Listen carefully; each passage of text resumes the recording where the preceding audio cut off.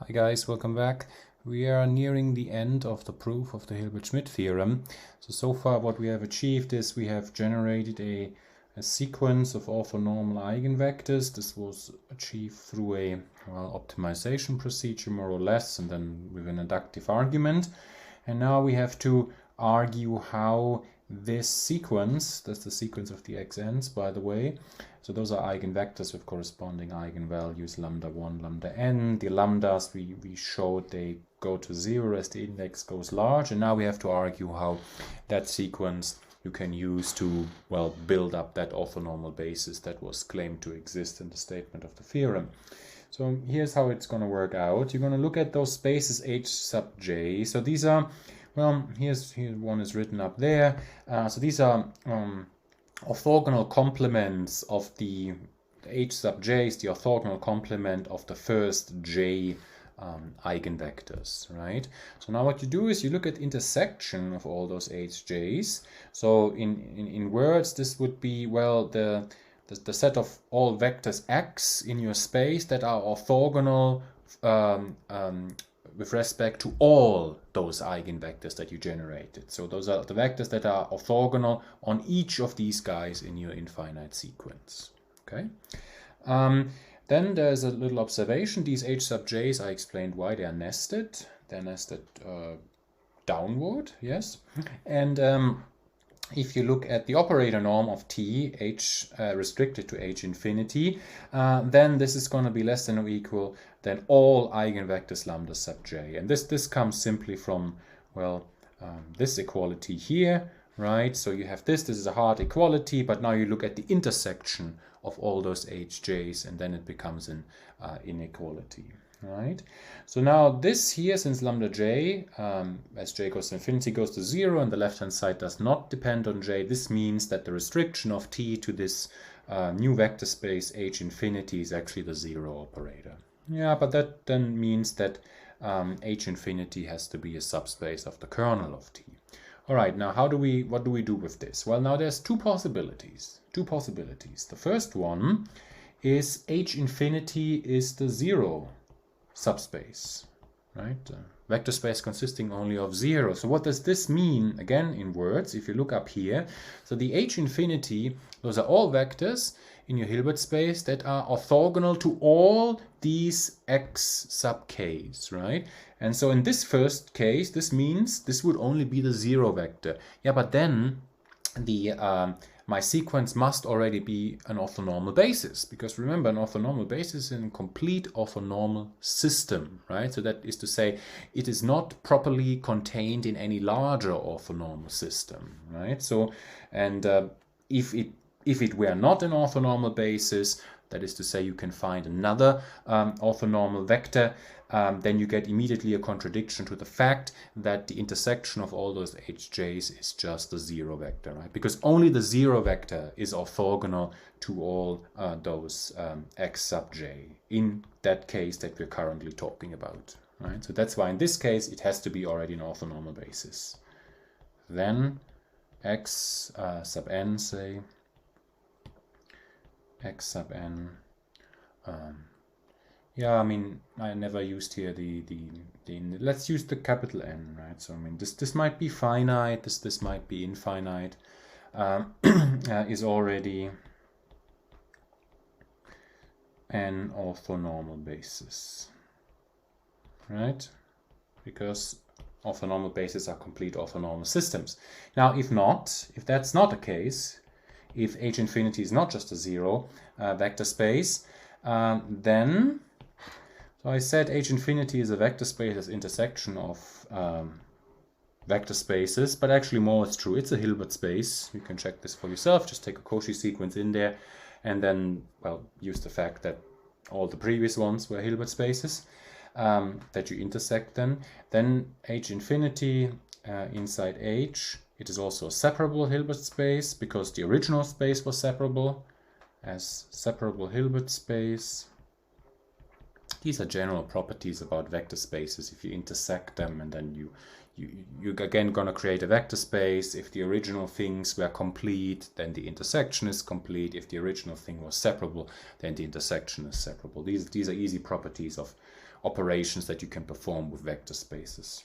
Okay, so if it's not zero, then as a separable Hilbert space itself, it has an orthonormal basis. This was one result that we discussed early on in a chapter on the Hilbert spaces.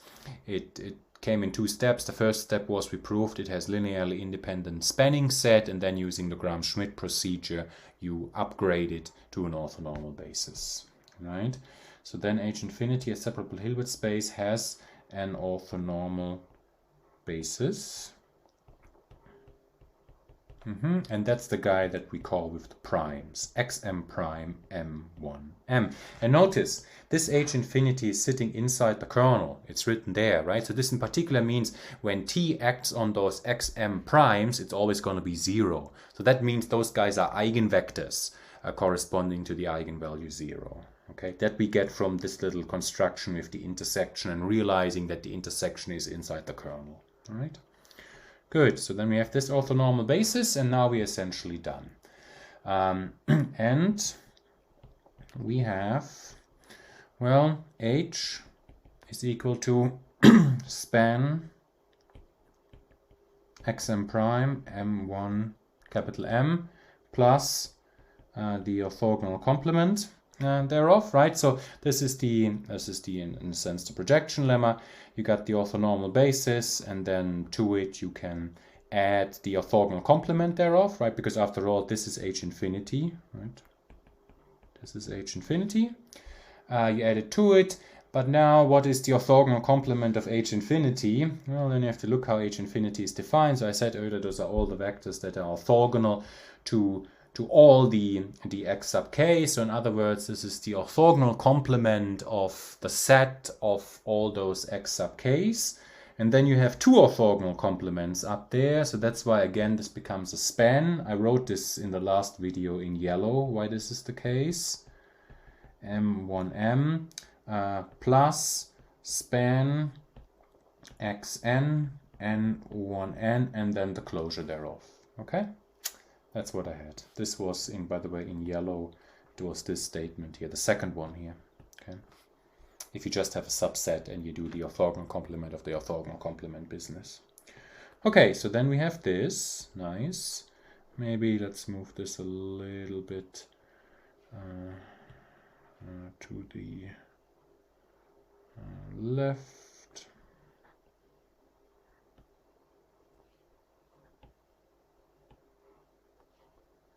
Okay, good.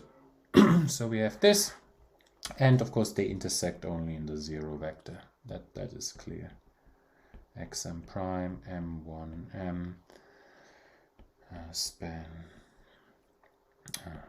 xj. This is because of how it was constructed. One is the orthogonal complement of the other is the 0 vector space. Okay, hence, reading this, the union of, because I mean this equation tells me any vector in the Hilbert space I can uniquely represent as something in H infinity and something in the orthogonal complement. So if I throw both vectors together as a union, as a set union, that will be an orthonormal basis for the whole space. Okay? The union of xj, j1n, and xm prime m1m is an orthonormal basis for H. And we almost have the prescribed orthonormal sets. So the thing is, the way I described them in the statement of the theorem was that the x sub n's without the primes, those are eigenvectors corresponding to eigenvalues that are not 0. However, what can happen in this variational approach, that you use to generate those guys is, well, that's at some point it might terminate. You might land on the eigenvalue 0. Okay, that can happen, of course. But now then what you do is you just relabel those eigenvectors from xn's to xn primes. You put it in the second set. Okay, that's what I'm about to write down here. And we almost have the prescribed orthonormal sets for if all the lambdas are positive for all n in n, then we have exactly as claimed. But as I said just now, some of these lambdas, they could be 0.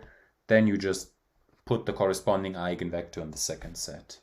And if lambda capital N is positive and the next one would be 0, then all subsequent ones will be 0. Think about that. Then we rename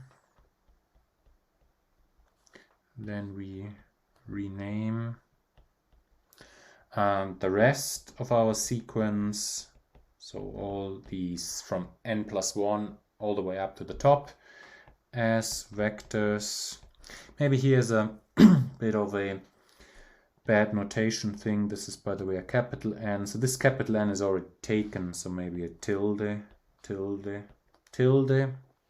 Then we rename those as vectors xm prime with m above capital M. Well, if that capital M were finite. If it is not, then you just interlace the xm primes with the new ones, or interlacing the original xm prime vectors if, well, capital M is equal to infinity. This finally concludes the proof of the theorem. Okay, so certainly the longest proof that we have discussed here in this module. It took 2 videos and almost 2.5 videos. Okay, good. So now, having the Hilbert-Schmidt theorem, the spectral theorem is more or less a corollary. So I call this spectral decomposition.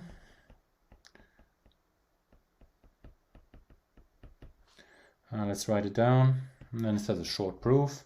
So let T, H be a compact, self-adjoint operator on a Hilbert space. H, remember, now notice the positivity has been dropped.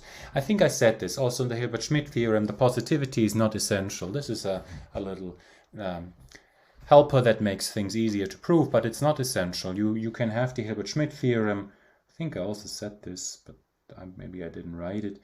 If you go back to Hilbert-Schmidt theorem and you remove positivity, but still have self-adjointness, that's important. You can't live without self-adjointness. If you remove this piece here, then the eigenvalues now, they're going to be real, but they can have a sign. They can be positive or negative. But then this statement is still true, all that's written here, except you would have to use here absolute values and have them descend in this fashion. Okay, so here in this theorem we no longer have the positivity. Then there exists a countable orthonormal set. So here we don't need the basis, and you will understand in a second why that is the case. Xn n1, and we don't need the separability of the Hilbert space, right? So that's also important. If you want the basis, then you will have to build in separability. It doesn't work without it, with a countable basis at least. But here we don't need this, of eigenvectors of T, so that, well, now here comes the eigenvector eigenvalue equation. Txn is lambda xn, and then, as I said it earlier, if you drop the positivity, you have to put these absolute values into the game, and they're all strictly positive here. They, of course, again, they go to 0 if capital N is infinity. That's fine. And for all, and that's the spectral decomposition, and for all x in H, we have the following representation. T of x is equal to n1 capital N lambda n x comma xn, where the series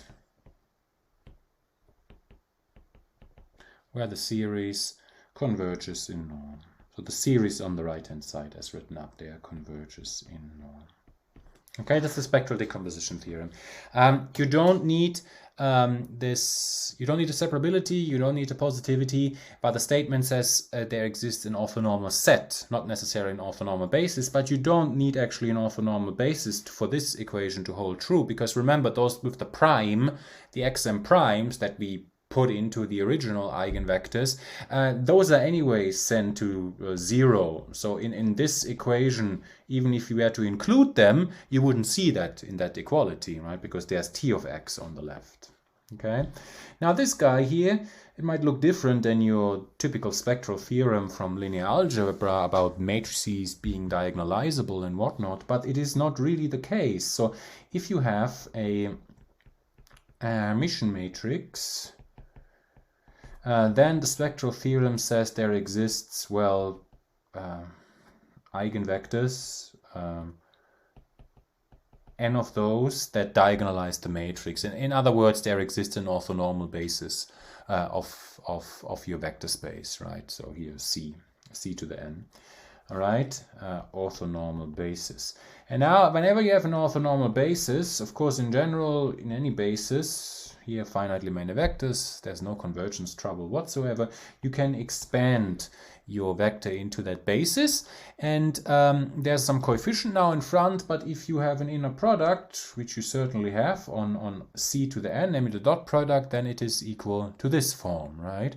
And now if you act here with A, which is the matrix on it, then of course this is all linear. The A would just be sitting on the xj, but now the xj's, as I said it earlier, this is an orthonormal basis consisting of eigenvectors of that matrix A. So this is precisely equal to lambda j xj. And now if you combine this and this with that, you see they are exactly on the same level, right? Here's the inner product, lambda j xj, lambda j xj, or lambda n xn, right? So that's why this is really a spectral theorem.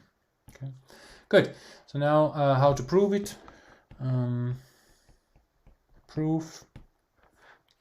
So first of all, you go back to the proof of the Hilbert-Schmidt theorem and you modify the initial function f, which is from this space x to 0 infinity to, well, earlier you had just t of xx, which was non-negative because the operator was positive. Now you don't have this, so you just put the absolute value around it, right? So then you work on this level, all right? Then repeat exactly the same argument as in the proof of the Hilbert-Schmidt theorem. Then repeat the same inductive argument and construct same inductive argument as in the proof of the Hilbert-Schmidt theorem and construct a countable orthonormal set.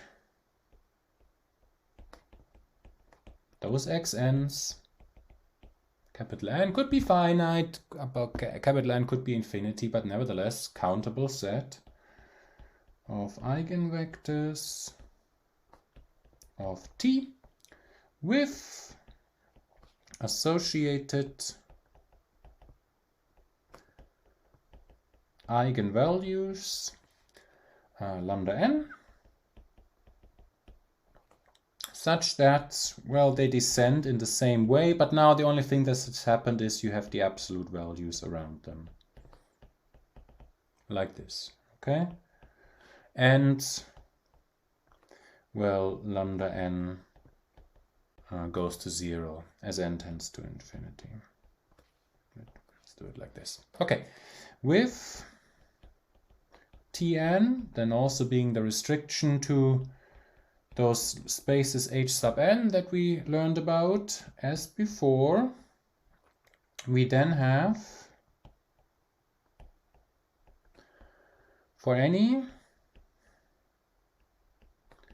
x in h, so t sub n acting on x minus k1n x, xk, xk, okay, and I claim this here is a vector in Hn. So what was Hn? Hn was the orthogonal complement of the first n of those x sub 1 up to x sub n, and I claim this is in Hn, and this is an easy check. You just compute the inner product x, well, you compute, of course, so you put this guy in here and you hit it with xj, okay, and you compute and well, what you will get is, well, this is 0 precisely for j from 1 up to n, right? So that thing certainly is in h sub n, right? That's an easy computation that actually I did in the exercises when we computed the best approximation, when we solved the best approximation problem. All right, so this is in Hn, and now you just remember the restriction on Hn is just t, right? T sub n is the restriction of t to Hn, so this is just t acting on the same bracket, and since t is linear, what I get here is, well, then the t sits on the xk, very much as up in there in that yellow writing, and then I use the eigenvalue eigenvector equation, so lambda k x xk comma xk. Okay, so that's what I have, and thus as n tends to infinity, so now let's put the norm around, t of x minus k1n lambda k, now I read it from right to left, what I had on the previous page. So this was equal to Tn acting on that bracket. So now I estimate it with the standard tricks that we know. I have x, k1n, x, xk, xk. This fella here is already under control because these guys, they go to 0, because this is precisely the operator norm of t sub n is precisely the, in this case, because it's no longer positive, it's the absolute value of the nth eigenvalue, and those eigenvalues as n goes to infinity, they go to 0, right? So this is under control. And what about the second piece here? Well, I mean, this you could use Bessel inequality, right? This is here less than or equal, and I leave that check for you, 2 times the norm of x. You can use Bessel's inequality, or you can just use, because you're in a Hilbert space, you can put a square on top, evaluate the inner product, use that these are also orthonormal vectors, and then see that, well, this is at most equal to this, right? I think the first step how to do it is, before you do Bessel and before you do this expansion business, you just use triangle inequality, right? This is less than or equal norm of x plus this one. Well, yeah, actually this is a one-liner. I don't need Bessel's inequality. I just realized. I've already forgotten. So use triangle inequality to split it in the middle, and then use triangle inequality again to get the sum out, and then comes the scalar out. Ah, yeah, you need the Bessel inequality. And then there will be this fella here, but this is equal to 1, and then the the remaining guy you bound by Bessel's inequality, right? Now that I think of Bessel's inequality, of course, needs a square here. I think what I said first is correct. You first take a square here, you compute the inner product of that, and then use Bessel's inequality. Triangle inequality right from the get-go is not gonna give you that. Okay, anyways, this is bounded by 2 times x, which is n independent, so that whole thing as n goes to infinity will go to 0. Okay, good. This verifies the expansion theorem, right? Because this guy here, tx minus small n going to infinity, is precisely going to give you this guy here with the capital N. And as I said, the series converges in norm. Okay, that's it. All right, excellent. So that's the proof of the canonical expansion theorem. Now, there are various generalizations, of course, of this one. This one here was stated and proven for compact self-adjoint operators. Now, in linear algebra, there's the spectral theorem for the Hermitian matrices, but there's also spectral theorem for normal matrices, right? There's a similar thing here. It's actually not so hard to prove. Maybe I will formulate an exercise around it. I don't know yet. So you have a similar theorem about compact normal operators on Hilbert spaces. They have also expansion theorem of this type. Beyond this, very much like linear algebra, where you have singular value decompositions of matrices, there are similar representation decomposition theorems for operators over Hilbert spaces, but that would require a little bit further theory, so we will leave this to another day, maybe to another module. Okay, I'll see you around.